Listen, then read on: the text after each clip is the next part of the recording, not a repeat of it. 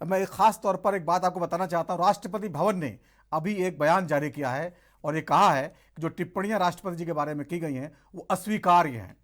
यानी कहीं ना कहीं इसमें राष्ट्रपति भवन ने भी, इसमें जाहिर तौर पर राष्ट्रपति जी की भी सहमति शामिल होगी, इस बयान का खंडन किया है। आप बोले क्या कहेंगे? नहीं, देखिए, इस तरह तो बयान का खंडन नहीं करना चाहिए था। लोकतंत्र में आपको अपनी आलोचनाएं स्वीकार करनी चाहिए। ये लोकतंत्र से ऊपर जाकर के कोई भी नहीं बैठा हुआ है। याद रखना चाहिए कि इस देश में जो पहला पद मिला हुआ है वह इस देश के नागरिकों को है, और राष्ट्रपति का नंबर उसके बाद उसके सेवक के रूप में आता है। और सेवक अगर ये कहते कि वो जो है जनता के प्रतिनिधियों द्वारा अपनी आलोचना को इम्यून कर देगा, तो ये बहुत खतरनाक प्रवृत्ति है। ये आप संविधान को जो है सीधे सीधे इस बयान के जरिए रौंदने का प्रयास है। ये लोकतंत्र के पूरे पूरे जो है खिलाफ है।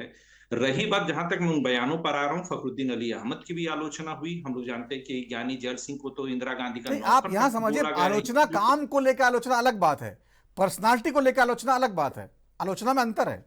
पर्सनालिटी को लेकर के ये आलोचना नहीं थी। ये आलोचना जबरदस्ती बनाने की बात हो रही है, ये मुद्दे को डाइवर्ट करने की बात हो रही है। बात ये कहा गया कि आप जिस, पुअर लेडी शब्द का प्रयोग क्यों किया गया कि आप जिस बजट को या जिस जो है भाषण को आप पढ़ने की कोशिश करें, बजट नहीं था वो भाषण था, उस अभिभाषण को पढ़ते समय आप खुद उसके मुद्दों से कनेक्ट नहीं कर रहे हैं, तब आप बोर होते हैं। तो ये आपकी व्यवस्था दिखा रही थी कि आप जो पढ़ रहे हैं उसके साथ कनेक्ट नहीं कर रहे हैं, इसलिए आपको पुअर लेडी बोला गया।